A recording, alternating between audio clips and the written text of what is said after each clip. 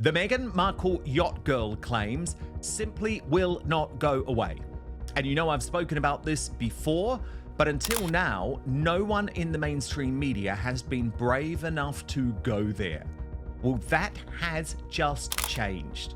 After years of whispers, denials, and carefully managed narratives, investigative author Tom Bower revealed by that is a complete lack of any self-awareness, of any understanding of reality. has finally ignited a firestorm with claims that could shake the royal image to its core. His latest revelations about Meghan's alleged yacht past are raising unsettling questions not only about her history, but about what the palace may have known all along. If true, the implications are staggering, touching on reputation, secrecy, and power. So why is this surfacing now, and how deep does this controversy truly go behind closed doors in shocking detail today? The voice that couldn't be ignored. There have been numerous critics over the years, ranging from journalists to members of Meghan Markle's own family. Some allegations were publicly challenged, with statements issued through representatives, while others received little or no direct response. This selective pattern has drawn attention, particularly when high-profile figures entered the conversation, prompting a noticeably stronger reaction. But then came Tom Bower. Unlike the others, Bower did not rely on opinion or emotional reaction. His work carried a different weight, structured, methodical, and rooted in documented sources. He had built a reputation over decades as a writer who did not publish lightly. Every claim, every detail, passed through layers of legal scrutiny before reaching the public. This was not speculation, this was an investigation. When his earlier book Revenge was released, it presented Meghan in a way that cut sharply against the narrative the public had come to know. It described her as calculated, strategic, and deeply aware of the social ladder she was climbing. The language was direct, the implications were serious, and yet, despite the weight of those claims, there was no dramatic rebuttal, no aggressive pushback. The silence remained. That was the pattern, until it wasn't. Years later, as Bower prepared his next work, betrayal, power, deceit, and the fight for the future of the royal family, something shifted. Even before the book fully reached the shelves, excerpts began circulating through major outlets, including the Times of London. The reaction this time was immediate and strikingly different. Statements were issued. The tone was sharper. Words like deranged and melodrama were used to discredit the work before the public could fully engage with it. It was not just a response, it was a defensive reaction, one that stood in stark contrast to the silence that had met so many others. Observers began to notice the difference. Critics who had once been ignored now seemed insignificant in comparison. What made Bower different? Why did his work provoke a level of urgency that others never did? Part of the answer lay in credibility. Bower was not an outsider throwing opinions into the void. He was an insider to the process of investigation itself. His books were built to withstand scrutiny, not just from readers, but from legal teams and institutions. That made his words harder to dismiss and far more dangerous to ignore. There was also the matter of timing. By the time Betrayal emerged, public perception had already begun to shift. The narrative surrounding Meghan and Harry was no longer as unified as it once had been.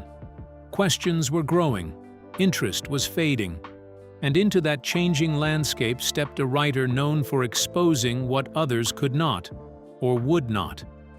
But even within Betrayal, something felt incomplete. The book covered tensions, internal conflicts, and the unraveling of relationships within the royal structure. Yet, for those paying close attention, there was a noticeable absence. A subject that had circulated for years, never fully addressed, never fully confirmed, was not directly explored. And that absence raised a deeper, more unsettling question. If Bower's published work alone was enough to trigger such a strong reaction, what would happen if he chose to go further? What if the most explosive truth wasn't written at all? As Betrayal exposed fractures inside the royal world, one long-whispered subject remained untouched: So why did that silence provoke such tension? And what happens if Bauer finally decides to reveal it? Let's unravel the mystery. The silence between the pages. That unanswered question did not fade. It grew sharper with every page of betrayal. As readers moved through the book, they found detailed accounts of fractured relationships, internal warnings, and mounting tensions surrounding Meghan Markle and Prince Harry. The structure was precise. The claims were supported. The tone remained controlled and deliberate. Yet, for those familiar with the broader conversation that had followed Meghan for years, something stood out immediately. A subject that had lingered on the edges of public discussion was not addressed at all. There was no direct mention of the long-circulating yacht allegations. No reference to the rumors that had moved quietly through online forums and private conversations for nearly a decade. For an author known for confronting uncomfortable details, the absence felt deliberate rather than accidental. It was not a gap created by oversight. It was a silence that carried weight. And that silence began to draw attention. Because by the time Betrayal was released, Tom Bauer had already established a pattern. He did not include claims he could not support. He did not speculate without documentation. Every inclusion served a purpose, which meant every exclusion raised its own question. What had he chosen not to publish? Observers began to look beyond the text itself. The focus shifted from what was written to what was missing. Discussion started to change direction. Instead of debating the contents of the book, attention turned toward the space it left behind. The idea took hold quietly at first, then with increasing intensity. The most explosive part of the story might not be inside the book at all. It might be the part that had not yet been placed on record. At the same time, something else was beginning to change. The media environment surrounding Meghan was no longer as controlled as it once had been. For years, certain topics had remained confined to the margins. They were dismissed quickly or avoided entirely by established outlets. That barrier, however, was starting to weaken. Writers and commentators who had previously stayed silent began to test the boundaries. Questions that once seemed untouchable were now being raised, cautiously at first, then more directly. It was not that new evidence had suddenly appeared. It was that the hesitation to speak about it was beginning to fade. And at the center of this shift was Bauer's credibility. He had not written the allegation. He had not confirmed it. But his work had created the conditions for others to step forward and say what he had not. His investigation had opened a space that could no longer be easily closed. The absence in his book had become a kind of signal, one that others appeared ready to follow. The result was a growing tension between what had been formally documented and what was now being openly discussed. Two narratives moving side by side, gradually drawing closer, each shaping the way the other was understood. And as that distance narrowed, the question that lingered from the beginning became harder to ignore. As documented facts edged closer to openly spoken claims, two narratives began to collide, reshaping the story in real time. So what happens when a question once buried finally appears in print, and the silence around it starts to break? Let's find out. When the question entered print, that growing tension did not remain confined to quiet discussions. It moved outward, crossing a line that had held firm for years. What had once lived in the shadows of online speculation began to surface in a place far more difficult to ignore. The shift did not come from anonymous voices or fringe platforms. It came from within the structure of established media itself. The moment unfolded inside The Spectator, one of the oldest and most recognized publications in the United Kingdom.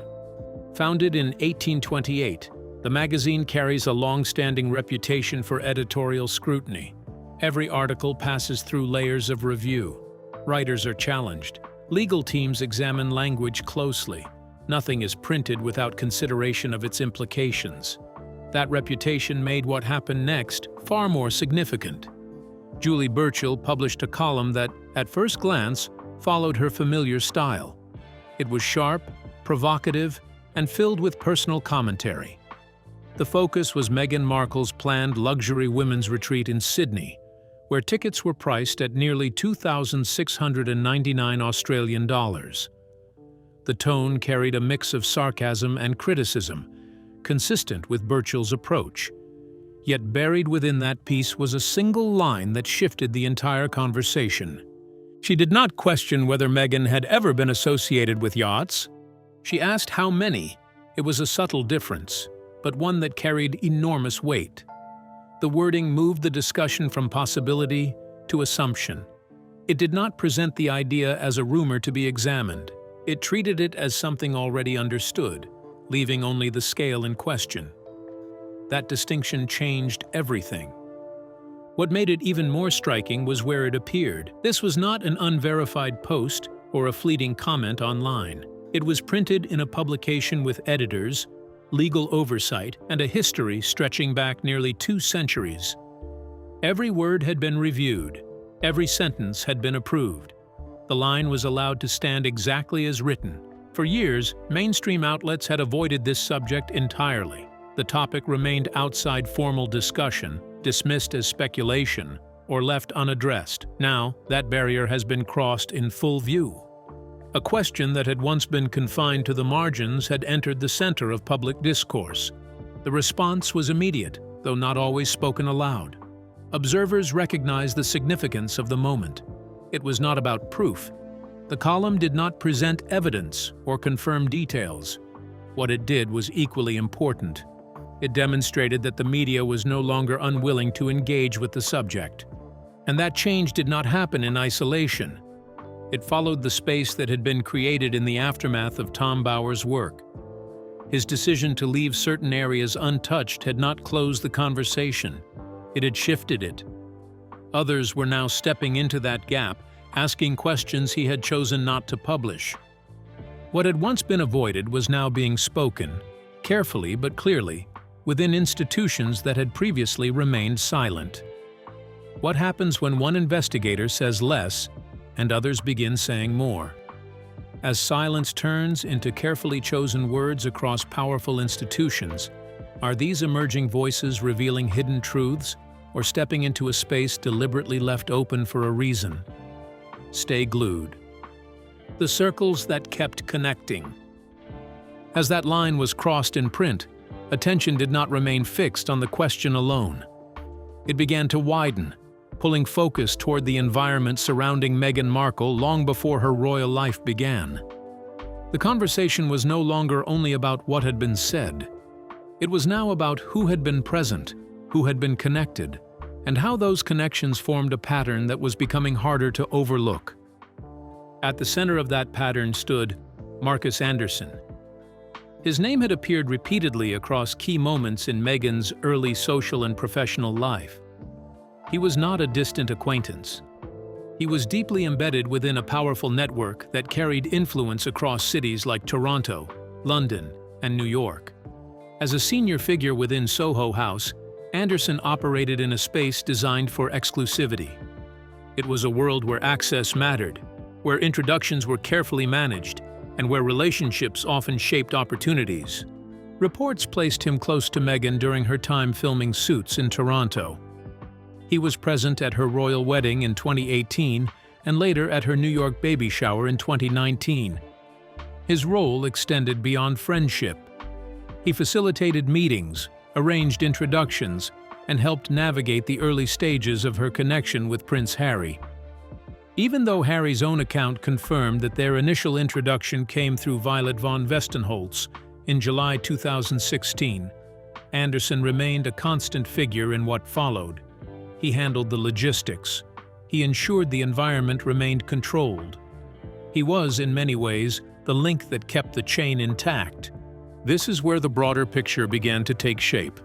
In Revenge, Tom Bauer described Meghan's consistent presence at high-profile Hollywood gatherings, including events hosted by Brett Ratner. According to accounts cited in his work, these appearances were not occasional. They were frequent, deliberate, and aligned with a clear sense of direction. Individuals who knew her earlier in life suggested that she had long understood the importance of positioning herself within influential circles. Those circles, however, did not exist in isolation. Another name emerged within the same environment. Ron Burkle, a major investor connected to Soho House, held significant influence within that network. His business ties extended across industries, and his social reach connected him to powerful figures in both entertainment and finance. Public records later confirmed that his name appeared in documents related to Jeffrey Epstein's wider network.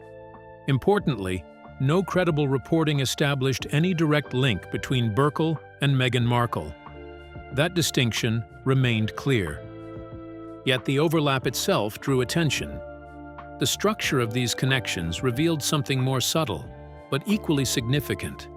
The same spaces, the same gatherings, and the same networks appeared repeatedly across different accounts.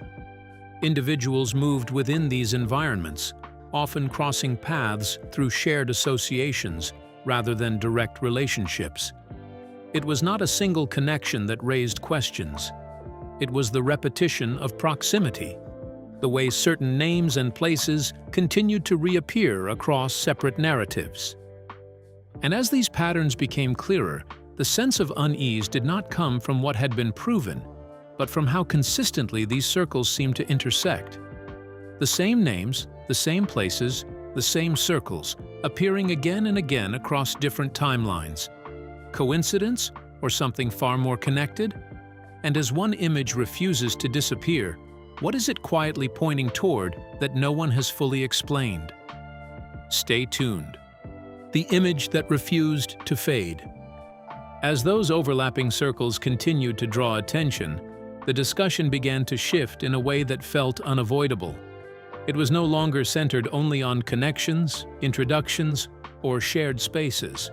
The focus moved toward something far more immediate and difficult to dismiss.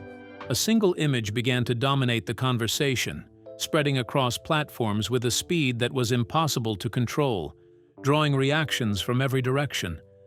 The photograph itself appeared simple at first glance. A group of women stood together on a yacht under the bright Mediterranean sun. The sea stretched endlessly behind them, calm and blue, with no sign of tension in the scene. It looked like a casual moment, the kind of image often shared without much thought, yet the attention it received had nothing to do with the setting. It came from who was believed to be present within it. Meghan Markle was identified among the group, and that identification was quickly confirmed through multiple sources. The image was not fabricated. It had not been edited or manipulated in any way. Its origin could be traced clearly to August 10, 2016, when it was uploaded by photographer Carlotta De Luca. The location was equally precise, off the coast of Formentera in the Balearic Islands of Spain. The timing added a deeper layer of significance. This moment took place just weeks before her relationship with Prince Harry became public. At first, the situation seemed straightforward. A real photograph, a verified date, and a confirmed presence. But the simplicity did not last. As the image spread, additional markings began to appear. Arrows were placed over the photograph, pointing to individuals within the group. One of those arrows identified a woman as Karina Shuliak, known publicly for her connection to Jeffrey Epstein. That claim moved quickly, gaining traction across multiple platforms and drawing intense attention. For a moment, it seemed as though the image had taken on a meaning far beyond its original context. But the identification did not hold under closer examination. Independent verification later confirmed that the woman labeled as Karina Shuliak was, in fact, Flavia Vento, an Italian media personality. Her identity had already been documented long before the image resurfaced, and the error became impossible to ignore. Once exposed, it forced a shift in the tone of the discussion. The certainty that had driven the initial reaction began to weaken. Yet the correction did not bring the conversation to an end. If anything, it changed the direction of focus. With the incorrect claim removed, attention returned to what could be clearly established. The photograph remained authentic. Meghan's presence in that location remained confirmed. The date, the setting, and the individuals who were accurately identified in the image all stood on verifiable ground. Among them was Misha Nonu, a fashion designer closely connected to Meghan, along with others whose presence had been supported through social media tags and original uploads. What changed was not the image itself, but how it was understood. The removal of speculation narrowed the lens. It stripped away assumptions and left behind a smaller, more defined set of facts. And within those facts, the questions did not disappear. They became sharper, more focused, and harder to dismiss. Because when the noise faded, what remained was a real moment, captured in a real place, at a precise point in time. And that moment, now examined with greater care, continued to draw attention for reasons that extended beyond what could be seen in the image alone. When the false claim collapsed, the truth didn't vanish. It sharpened. One real photo, one precise moment, one undeniable timeline remained. But if the facts are clear, why do the questions only grow deeper? And who truly feared them reaching court stay glued? When questions reached the courtroom. As the focus narrowed around verified details and documented moments, the conversation took another turn, one that moved beyond media discussion and into the legal arena. What had once lived in headlines, commentary, and circulating images was now being examined within a far more structured and consequential environment. The tone changed. The stakes became clearer. This was no longer about public opinion. It was about what could stand inside a courtroom. At the center of this shift was David Boies, one of the most prominent attorneys in the United States. Known for handling complex and high-profile cases, his involvement immediately elevated the seriousness of the situation. He was not a commentator offering interpretation or a columnist shaping narrative. He was a legal strategist, someone whose decisions were guided by evidence, relevance, and the demands of a case that had already drawn international attention. In December 2021, during an interview with the Daily Beast, Boies revealed a detail that stood out sharply against the surrounding discussion. While representing Virginia Giuffre in her civil lawsuit connected to Prince Andrew, he explained that his team had considered calling Meghan Markle as a potential witness. Not as a central figure, not as someone being accused, but as an individual who might hold relevant information based on her proximity to key people within overlapping social circles. The reasoning behind that consideration was laid out clearly. Meghan was residing in the United States, which meant the court had jurisdiction over her. More importantly, she had, at certain points, moved within the same elite environments as Prince Andrew.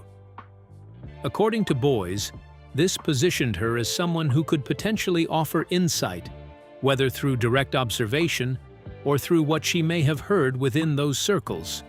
It was a calculated decision, grounded in the logic of legal preparation.